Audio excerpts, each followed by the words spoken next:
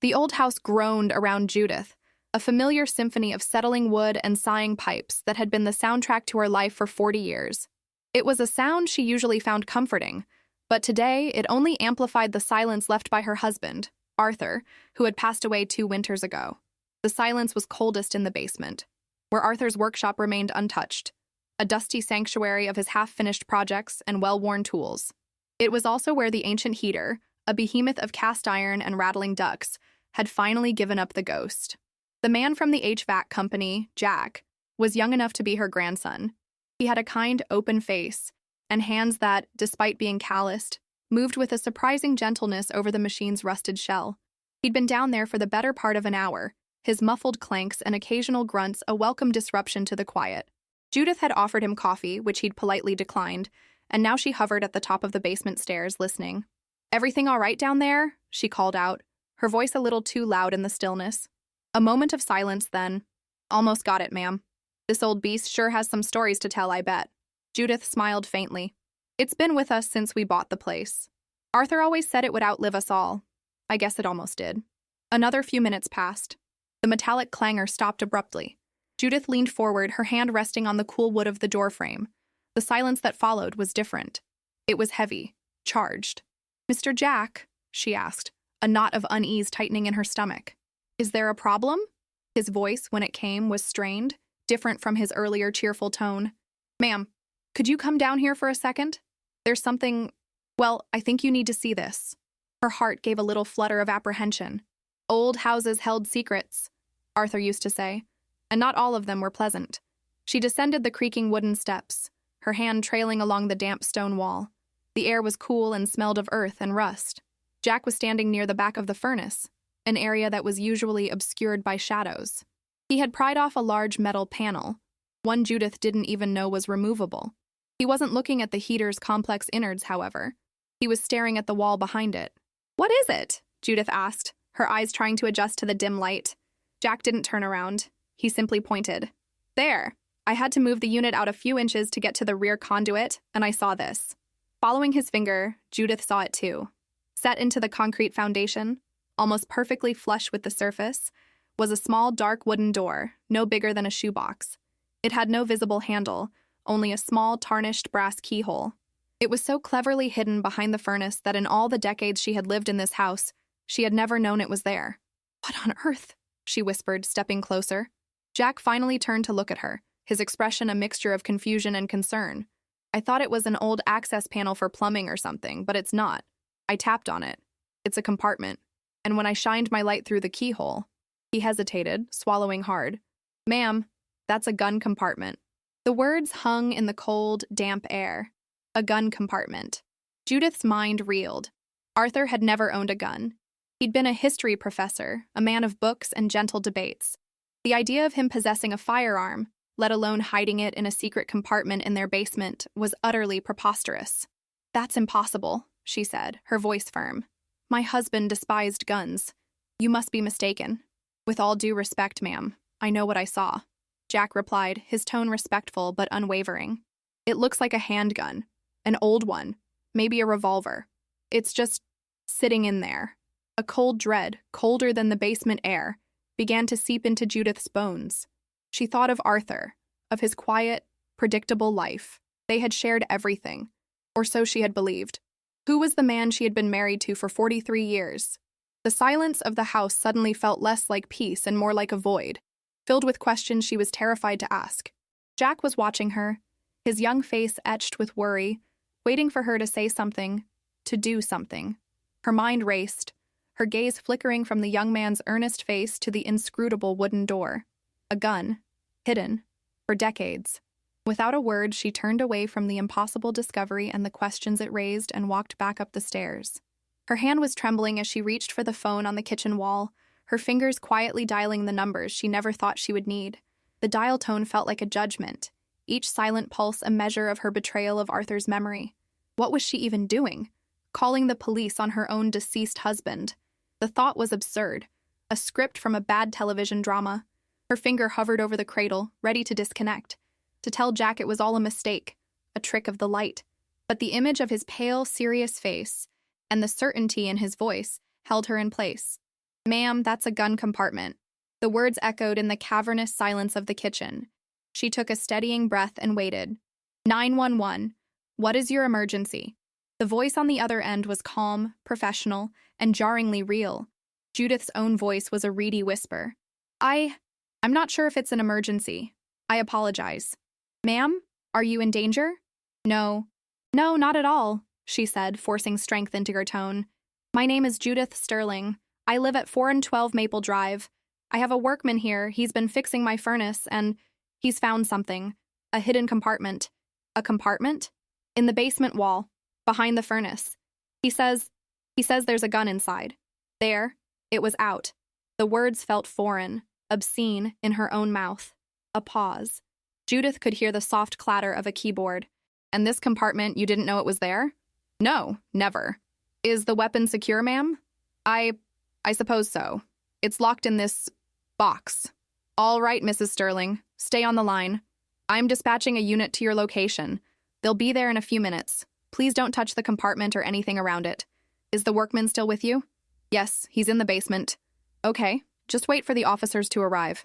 Judith murmured her thanks and hung up the phone, her hand remaining on the cool plastic receiver. She felt a profound sense of unreality, as if she were watching a scene unfold from a great distance. She walked to the window and looked out at the quiet, tree-lined street, the picture of suburban tranquility.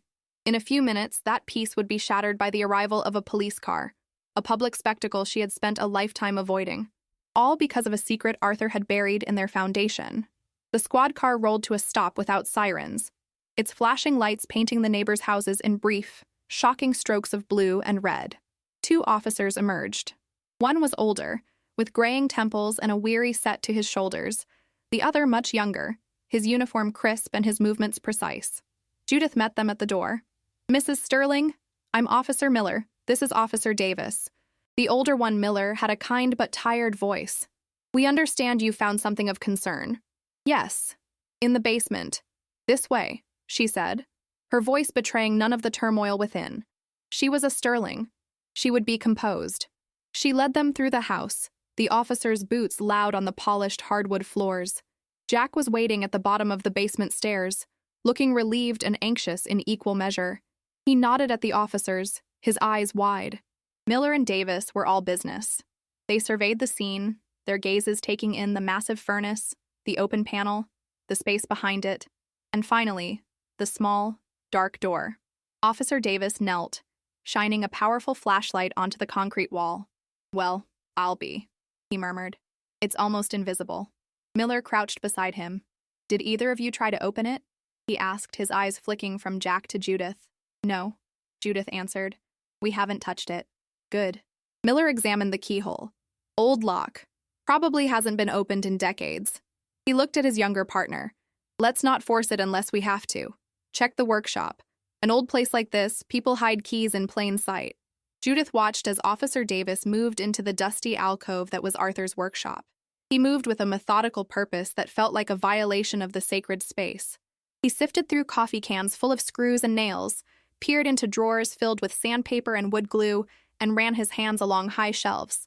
Judith held her breath, half hoping he wouldn't find anything, that the door would remain sealed forever, its secrets intact.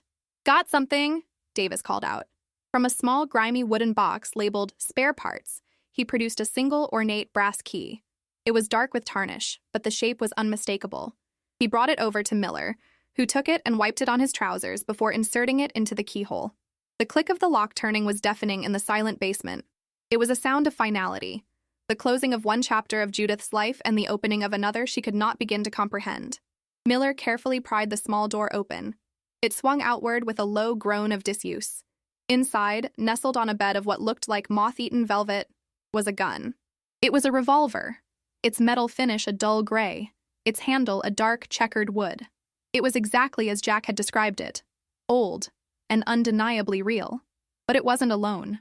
Beside the revolver lay a small, leather-bound book, no bigger than a man's hand, its cover worn smooth with time. And next to that, a stack of what looked like letters, tied together with a faded piece of blue ribbon. A wave of dizziness washed over Judith. The gun was a shock, but the book and the letters were a punch to the gut. A weapon could be explained away, perhaps. A relic from a family member, a forgotten heirloom, But a journal? Letters? Those were personal. Those were intimate. Those belonged to a life she knew nothing about. Officer Miller, using a pen to nudge the items, looked up at her, his professional demeanor softening with a hint of pity. "Mrs. Sterling," he said gently. "Do you recognize any of this?"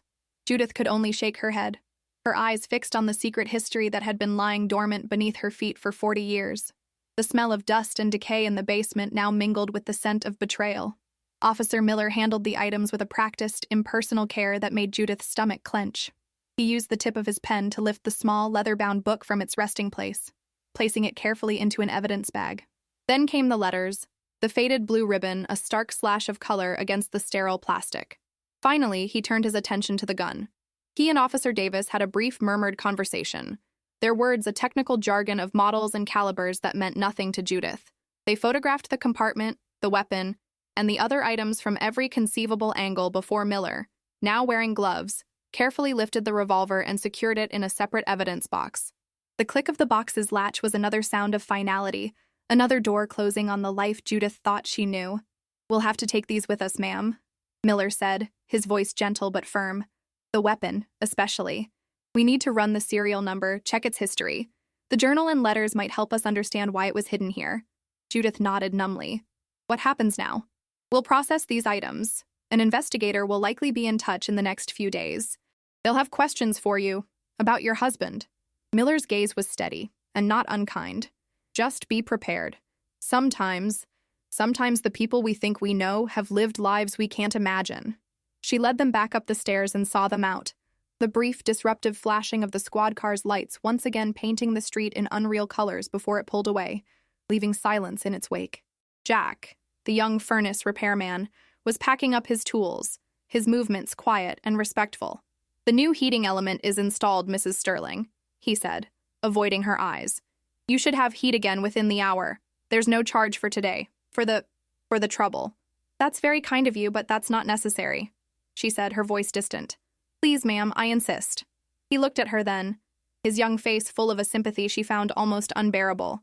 He was a stranger, yet he had been a witness to the unraveling of her world. He shouldered his tool bag and headed for the door, but paused on the threshold. "I'm sorry, ma'am. Truly." And then he was gone. Judith was alone again, but the silence had transformed. It was no longer the peaceful quiet of a familiar home, but a watchful, waiting presence. The air was thick with unasked questions. Who was Arthur Sterling? What had he done? Why had he hidden a gun in their home? She wandered through the house, touching the furniture they had picked out together, running her hand along the spines of the history books that lined his study walls. It all felt like a lie. Every shared memory, every quiet evening, every laugh, was now cast in a sinister new light. She didn't sleep that night. She sat in Arthur's favorite armchair, a faded chintz monstrosity she'd always hated, but had never had the heart to get rid of, and watched the shadows lengthen and crawl across the living room floor. She tried to reconcile the man she had loved, the gentle, absent-minded professor who cried at sappy movies and could spend hours debating the finer points of the Peloponnesian War, with the image of a man who would hide a gun and a secret journal in the foundation of their home. The two images refused to merge. The call came 2 days later. Detective Alistair Finch. His voice was deep and gravelly, the voice of a man who had seen too much. He asked if he could come by to ask her a few questions. He didn't say it was optional. He arrived that afternoon. He was a large man, his suit looking a size too small, but his eyes were sharp and intelligent. He accepted her offer of coffee and sat at the kitchen table, the same table where she and Arthur had eaten thousands of meals. He didn't waste time with pleasantries. "Mrs. Sterling," he began, opening a thin file he'd brought with him. "We've identified the weapon found in your basement. It's a Smith & Wesson Model 10 revolver. It was reported stolen in 1978. Judith stared at him. "Stolen?" "Yes, from a pawn shop in Albany, New York. But that's not the most interesting part. The serial number was also linked to an unsolved homicide." The coffee cup trembled in Judith's hand. Homicide. The word was a bomb dropping into the ruins of her life. "The murder of a man named Vincent Gallo," the detective continued, his eyes never leaving hers. "Gallo was a low-level enforcer for a crime family in Albany. He was found in his car, shot twice in the chest. The murder weapon was never found. Until now." Judith felt the room tilt. She gripped the edge of the table to steady herself. Arthur. My Arthur was a history professor at the university for 35 years. He was a scholar, a pacifist. He wouldn't. I've read your husband's file, ma'am, Detective Finch said, his voice softening slightly. I know who he was, or who he became. The thing is, we're all a mystery before a certain point. We've been going through the journal we found with the weapon. We had to get a specialist in cryptography. Cryptography? Judith whispered. Yes, ma'am, your husband didn't write in plain English. It's a code, a very complex one. But we've started to break it. And the story it's starting to tell. He paused, closing the file. Mrs. Sterling, what do you know about your husband's life before he met you? Judith thought back. They had met at a university mixer. He was a young, brilliant teaching assistant, charmingly awkward. She was a librarian. He had told her he'd grown up in an orphanage in upstate New York, that he had no family to speak of. He'd put himself through school, working odd jobs. It was a sad but inspiring story, and it had only made her love him more. He was a self-made man. He was an orphan, she said, her voice barely audible. He didn't like to talk about his childhood. Detective Finch leaned back in his chair, his expression unreadable. That's what he told you. According to this journal, that's not the whole story. Not even close. Detective Finch's words hung in the air, heavy and suffocating. Not even close.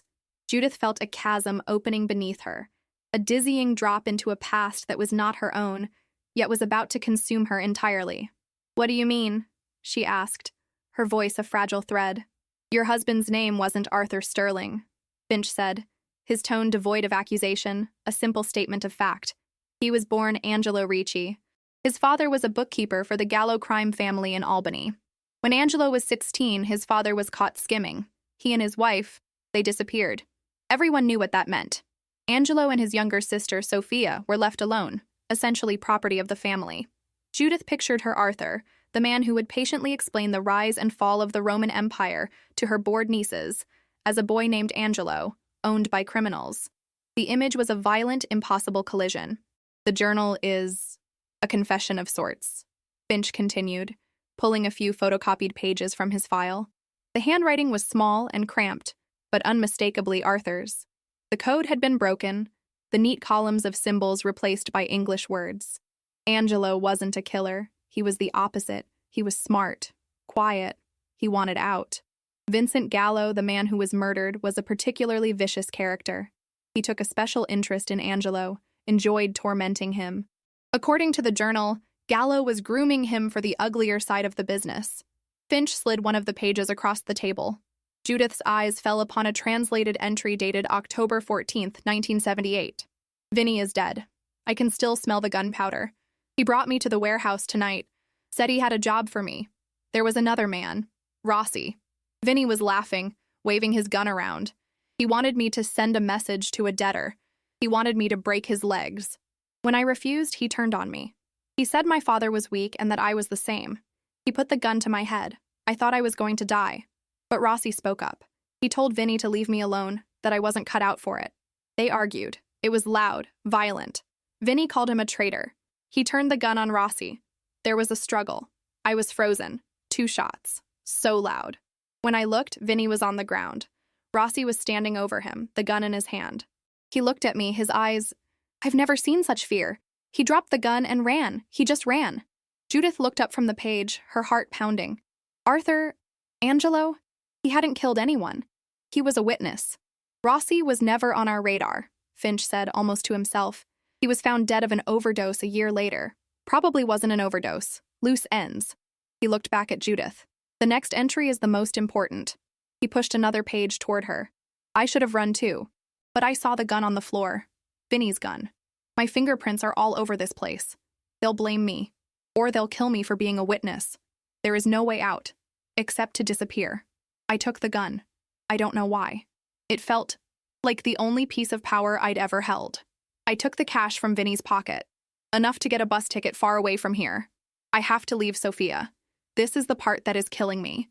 I will write to her, somehow. I will tell her to be strong. But I can never see her again. Tonight, Angelo Ricci dies. Tomorrow, someone else will be born. The letters. The small stack of letters tied with the blue ribbon. They weren't love letters from a secret mistress. They were from his sister. We found the letters, Finch said, as if reading her mind. They were from Sophia Ricci. It seems he found a way to get messages to her, and she wrote back to a P.O. box. The first few are angry, hurt, but the later ones, she understood. She tells him she got married, had kids. She tells him she's happy he got out, that he was brave. It seems she died of cancer about 10 years ago.